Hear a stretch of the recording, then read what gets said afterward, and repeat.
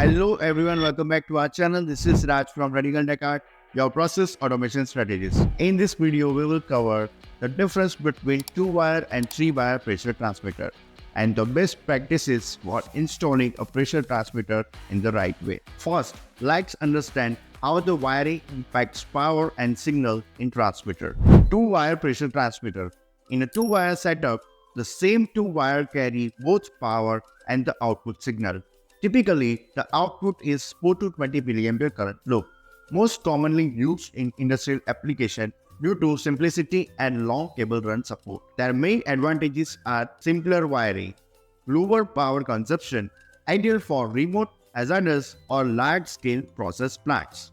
Now let's discuss some about 3-wire pressure transmitter. It uses 1 wire for power and 1 for signal and 1 for ground or common. Typically used for voltage output like 0 to 10 volt or 1 to 5 volt. Their main advantages are faster signal response, and it is more suitable for shorter runs and controlled environments like test benches or panel instruments. Their key differences are, you can see on the screen right now.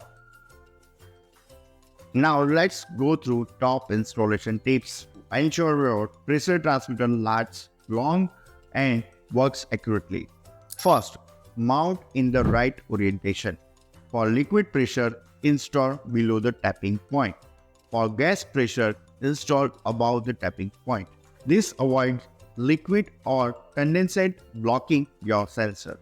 Second one is use a manifold or valve assembly. Always use a block and blind valve for easy isolation, calibration and maintenance. Third is avoid pulsation. Use a snubber or damper if your process has a vibration or pulsating flow. It protects the diaphragm and extends the transmitter life. Fourth one is seal properly but don't over tighten.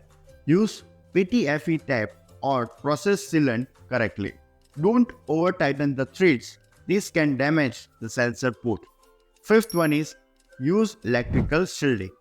Keep signal wires away from power cables. Use shielded cables to avoid signal noise or interference. Sixth one is calibrate before use. Zero and span calibration using a hand pump and multimeter. Always test 0%, 50% and 100% of your range before installing. Seventh is maintain environmental ratings. Ensure you are using the right IP rating or explosion-proof housing, especially for outdoor, dusty or hazardous area.